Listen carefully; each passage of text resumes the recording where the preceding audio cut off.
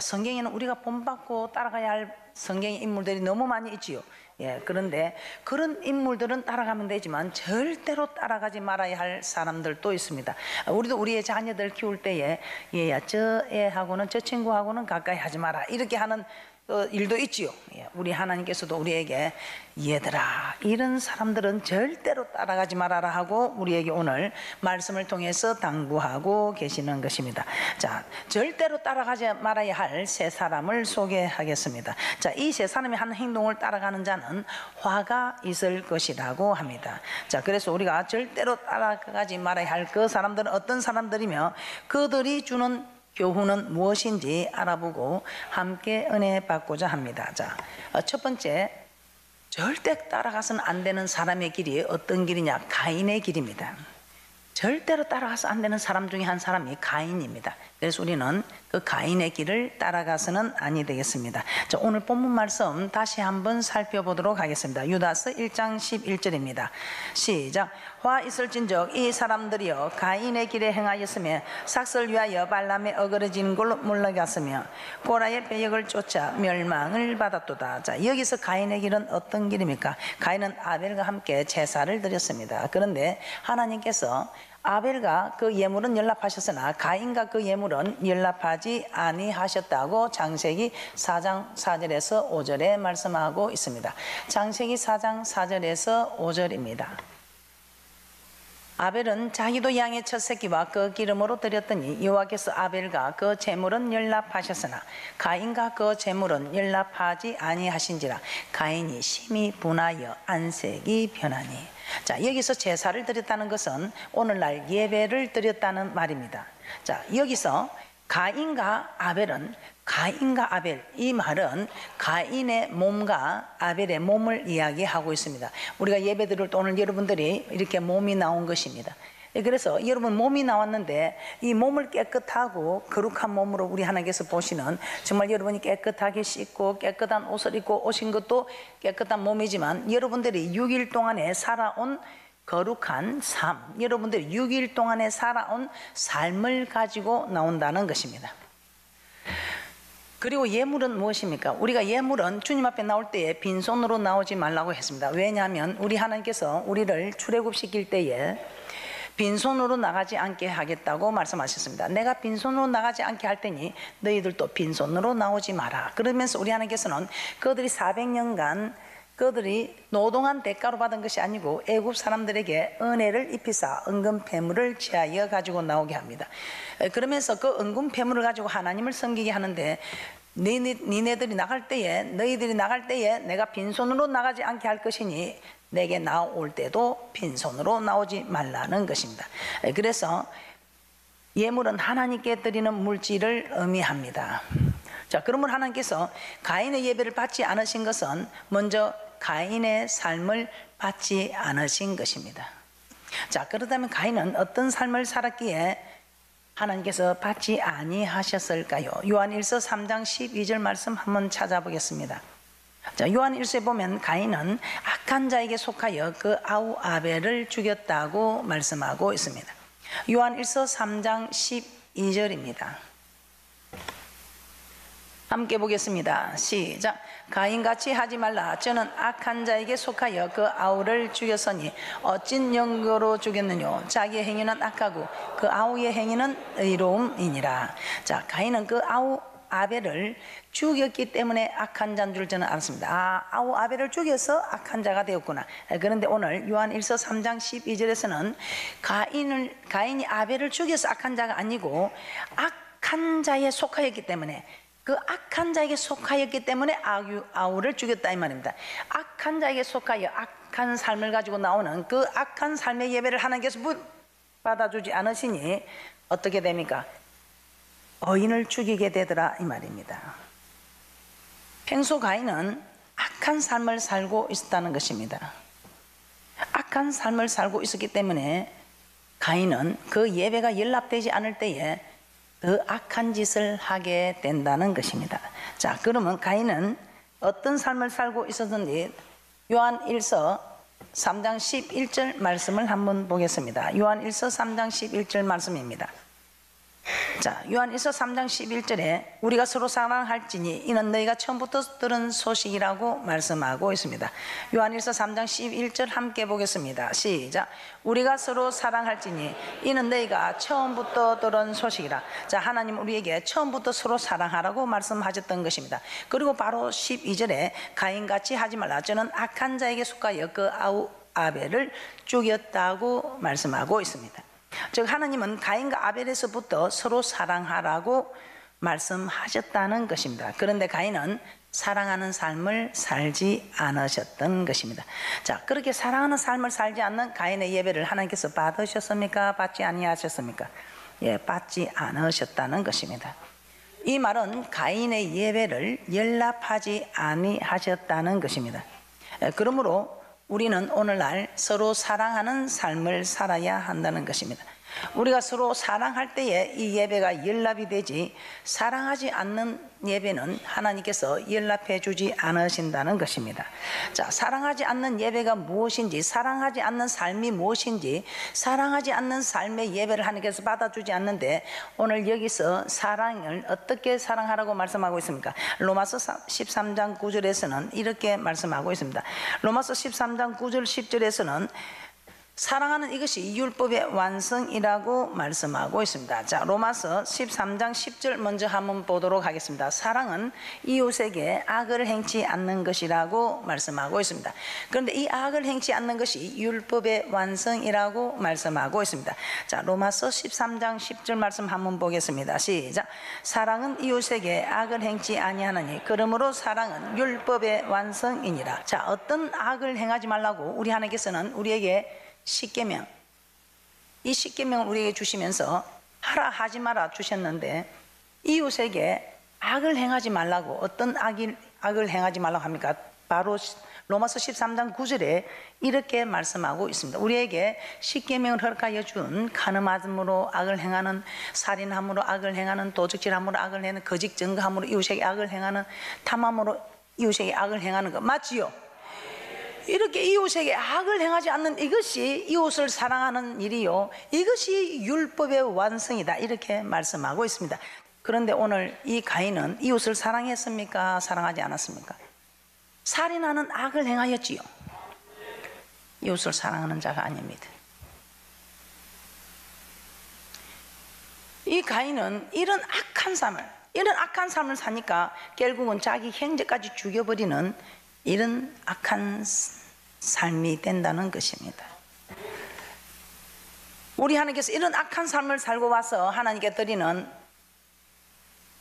몸을 우리는 알지 못합니다. 그러나 우리 하나님은 우리가 지금 악한 삶을 살고 왔는지 하나님과 본인들은 너무 잘 알고 있다는 것입니다.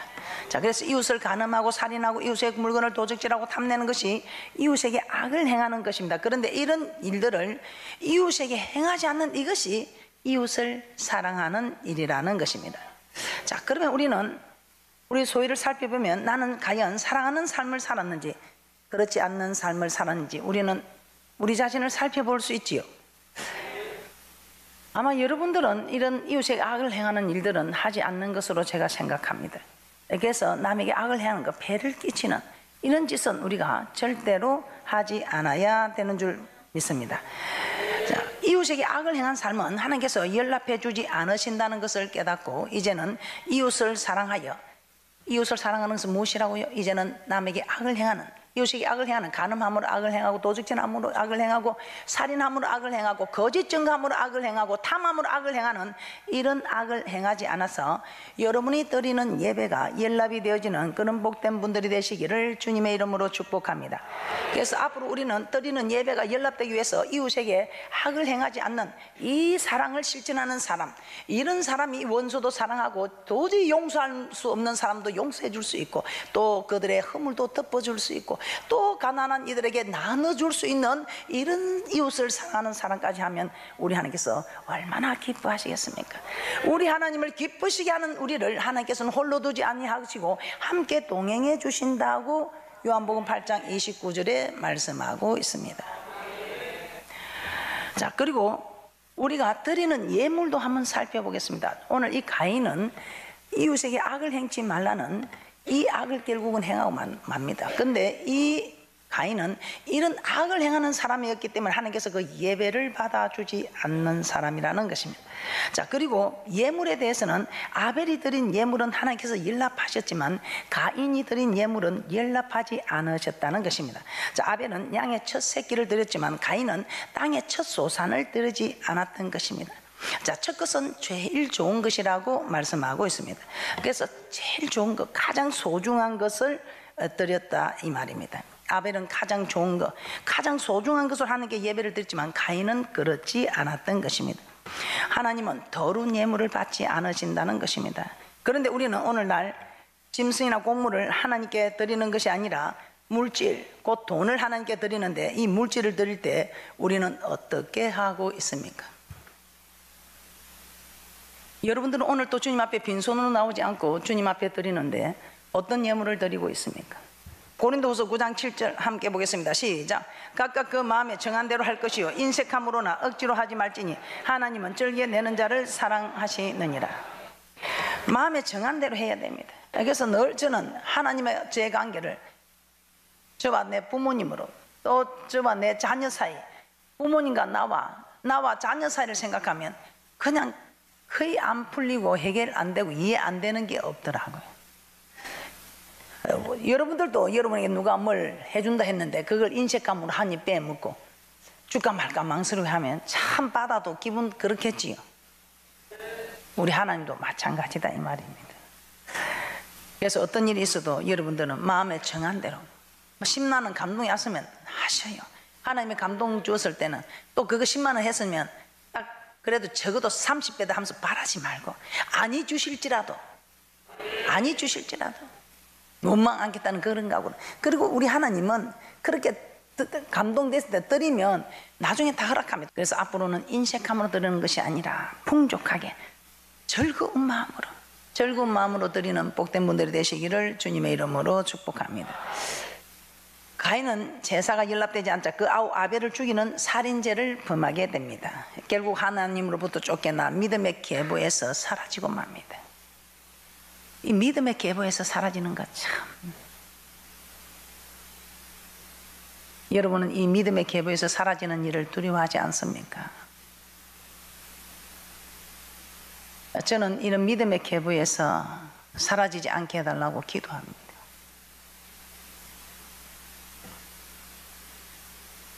자, 우리도 예배가 연락되지 않으면 가인과 같은 결말을 맞이할 수 있습니다.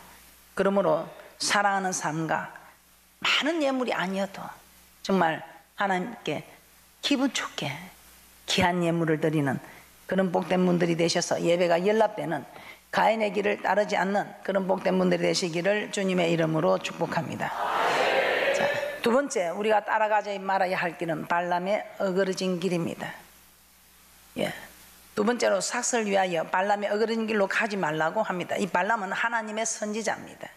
그런데 이스라엘 백성이 애굽에서 나와서 가나안으로 갈 때 이 모압 왕 발락이 이스라엘 백성들이 온다는 소식을 듣고 두려워합니다. 이 두려운 마음에 발람 선지자를 모압으로 초청하여 이스라엘 백성을 저주하게 합니다. 이 발람 선지자가 축복하면 축복을 받고 저주하면 저주받는다는 것을 아는 이 모압 왕은 이 발람 선지자에게 모압 장로들과 미디안 장로들의 손에 예물을 가지고 발람에게 가서 모압으로 와서 이스라엘 백성을 저주해 달라고 그렇게 부탁을 합니다.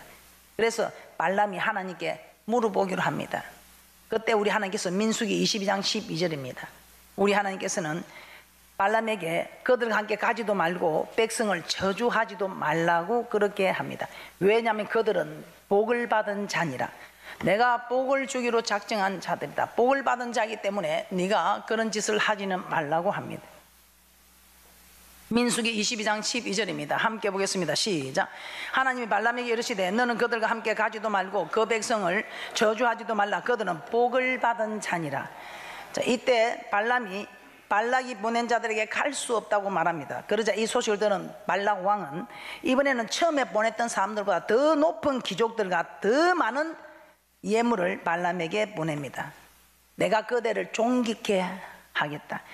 내가 그대를 높여서 크게 존귀케 하고 그대가 내게 말하는 것은 무엇이든지 시행하리니 청컨대 나를 내게 와서 이 백성을 저주하라고 민수기 22장 17절에 말씀하고 있습니다. 그러자 발람은 하나님께서 처음에 가지 말라고 하였음에도 불구하고 발람 왕이 보낸 물질의 탐이 들어서 다시 하나님께 물어보겠다고 합니다. 자, 이는 발람의 마음에 따라가고자 하는 마음이 들어온 것입니다. 그러자 하나님은 그 사람들이 너를 부르러 왔거든 그들과 함께 가라고 합니다. 하나님께서 발람의 마음을 그대로 이제는 버려두신 것입니다. 하나님은 3번이나 발람이 이스라엘 백성을 저주하려고 했지만 오히려 축복하라 했습니다. 그럼에도 이 발람은 모아와 발락에게 이스라엘 백성이 엄난에 빠지도록 깨를 가르쳐줍니다. 3번이나 저주하지 말라고 하는 하나님의 말씀 때문에 이제 저주하지는 못하고 이 발람이 한 깨를 지어냈다 이 말입니다. 이렇게 내가 저주 안 해도 저들이 저주받을 일이 있다. 그래서 그 한 깨를 가르쳐 주는데 엄난에 빠지게 합니다. 이에 이스라엘 백성들이 모압 여인들과 음행을 하게 되고 그 결과 이스라엘 백성들은 하나님의 진노를 사서 연병으로 24,000명이 죽었다고 민수기 25장 9절에 말씀하고 있습니다. 자, 이렇게 물질에 삼심이 들어와 하나님께서 가지 말라고 한 길을 갖고 이스라엘 백성들로 하여금 음란의 죄를 범하게 한 발람은 후에 이스라엘 백성들이 미디안을 치러 갔을 때에 이 발람도 죽게 되는 사건입니다. 민수기 31장 8절입니다. 시작. 그 죽인 자 위에 미디안의 다스 왕을 죽였으니 미디안의 왕들은 에이와 레겜과 수르와 후르와 레바이며 또 보올의 아들 발람을 칼로 죽였더라. 발람의 어그러진 길로 가지 말아야 합니다. 하나님 말씀을 버리고 물질에 대한 탐심을 따라가지 말아야 한다는 것입니다. 또한 음행하지 말아야 합니다. 물질에 대한 탐심이 들어오면 발람처럼 하나님의 말씀을 따라가지 않고 물질에 대한 탐심이 들어오면 하나님의 말씀을 따라가는 것이 아니라 이 물질을 따라가게 된다는 것입니다. 그러니까 물질을 따라가게 되면 자연히 음행을 따라가는 때는 일도 벌어지게 된다는 것입니다. 그 결과는 하나님의 징계를 받게 되는 멸망입니다. 그래서 사도 바울은 디모데전서 6장 9절에서 10절에 이렇게 말씀하고 있습니다. 시작. 부활을 하는 자들은 시험과 올무와 여러 가지 어리석고 해로운 정욕에 떨어지나니 곧 사람으로 침륜과 멸망에 빠지게 하는 것이라. 돈을 사랑함이 일만 악의 뿌리가 되나니 이것을 사모하는 자들이 미혹을 받아 믿음에서 떠나 많은 근심으로서 자기를 찔렀도다. 자, 그러므로 물질에 대한 탐심을 버려야 합니다. 내가 부유하게 되려고 하지 말고 하나님께서 나를 부유하게 만들어 주시도록 해야 한다는 것입니다. 창세기 26장에 이런 사건이 나옵니다. 누가 나오고 있습니까? 단번에 순종을 한 번 한 것으로 만사가 형통한 이삭. 이 이삭은 한 번 생명을 바치는 순종을 해보니 어떤 일에도 순종하기가 쉽겠죠. 창세기 26장에 이삭이 살고 있던 땅에 흉년이 들어서 애굽으로 내려가려고 할 때 우리 하나님은 애굽으로 내려가지 말고 하나님께서 지시하는 땅에 그대로 머물러 있으라고 합니다. 창세기 26장 12절에서 13절입니다. 시작.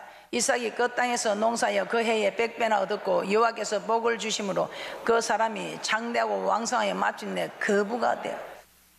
자기 생각에는 여기 있으면 굶어 죽을 것 같은데 이 자기 생각을 따라가지 아니하고 굶어 죽을 각오를 하면서 하나님 말씀을 따라갔더니 하나님께서 복을 주셨고 이 복을 주시자 장대하고 왕성하여 마침내 거부가 되었다는 것입니다.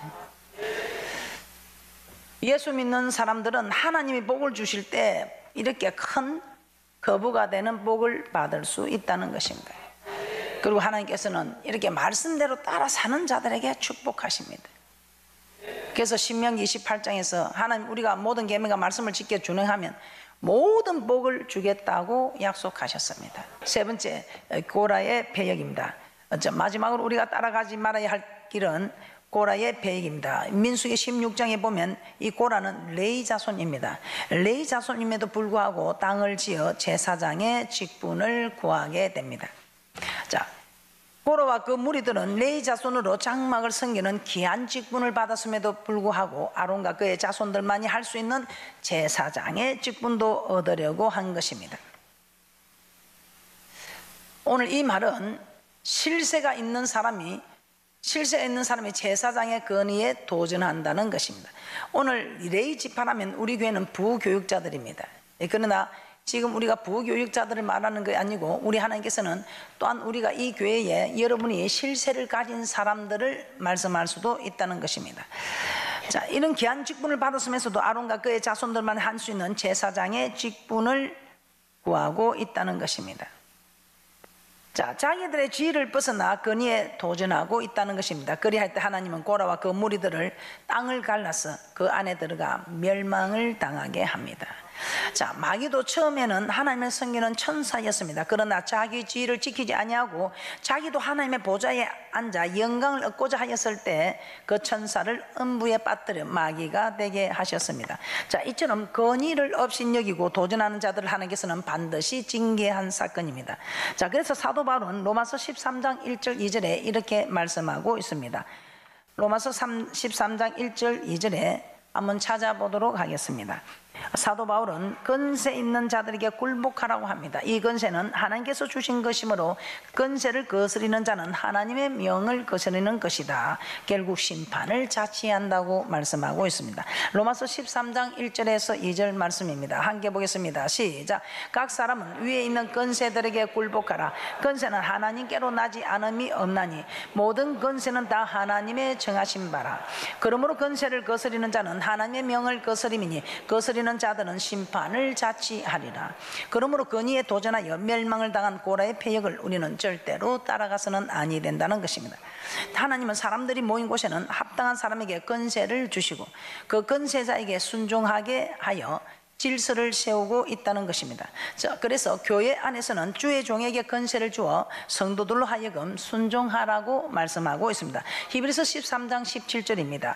히브리서 13장 17절에서는 이렇게 말씀하고 있습니다. 히브리서 13장 17절입니다. 시작. 너희를 인도하는 자들에게 순종하고 복종하라. 저희는 너희 영혼을 위하여 경성하기를 자기가 회개할 자인 것 같이 하느니라.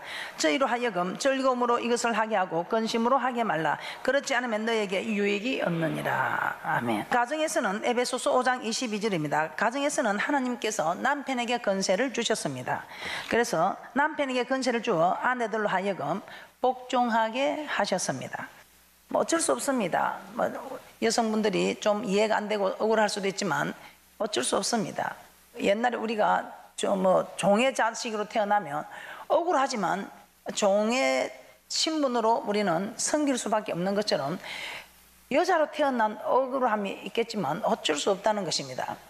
우리의 믿음의 조상이 죄를 지었으므로 어쩔 수 없다는 것입니다. 그러나 우리에게 또한 큰 무기를 주셨지 않습니까? 남편에게 복종하는데 그 남편이 우리 마음을 상하게 할 때는 하나님께서는 그 기도를 듣지 않으시겠다는 막강한 무기를 우리에게 주셨습니다. 자, 에베소서 5장 22절입니다. 질서입니다. 그래서 우리는 건세자들에게 복종해야 한다는 것입니다. 에베소서 5장 22절입니다. 시작. 아내들이여 자기 남편에게 복종하기를 주께 하듯 하라. 예. 또 부모에게 주신 건세입니다. 에베소서 6장 1절입니다.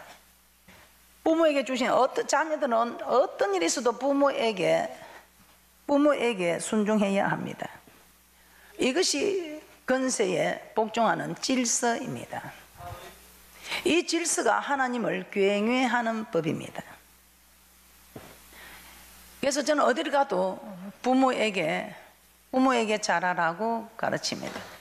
자, 그리고 직장에서는 주인에게 건세를 줘서 종원들이 복종하게 하십니다. 한 나라에서는 정치 지도자를 세워서 그들에게 건세를 주고 백성들은 그들과 그들이 세운 법에 순종하라고 베드로전서 2장 13절에서 14절에 말씀하고 있습니다. 자, 이처럼 우리는 모든 건세에 복종해야 합니다. 세상 건세에 복종하는 것은 그 건세를 주신 하나님께 복종하는 것입니다. 다만 모든 건세들에게 순종하되 주 안에서 해야 합니다. 주 안에서 모든 건세자들에게 순종하는 이 법에서 주 안에서 해야 한다는 것입니다. 하나님의 말씀과 반대되는 명령에는 순종해서는 아니 된다는 것입니다. 그러나 하나님의 말씀과 반대되지 않는다면 모든 권세자들에게 순종하시기를 주님의 이름으로 부탁하며 축복합니다. 자, 결론입니다. 우리는 악을 행하고 더러운 예물을 드림으로 예배가 연락되지 않는 가인의 길을 따라가서는 아니 됩니다. 그리고 하나님의 말씀을 버리고 물질을 따라간 또 음행을 하도록 만든 발람의 어그러진 길로 따라가서도 아니 됩니다. 또한 건의에 도전하여 멸망한 고라의 패역을 따라가서도 아니 됩니다. 대신 연락되는 예배, 하나님의 말씀만 따라가는 삶, 건의에 순종하는 복된 분들 되셔서 하나님을 기쁘시게 함으로 금세나 내세에 복을 받아 누리는 축복의 주인공들 되시기를 주님의 이름으로 축복합니다.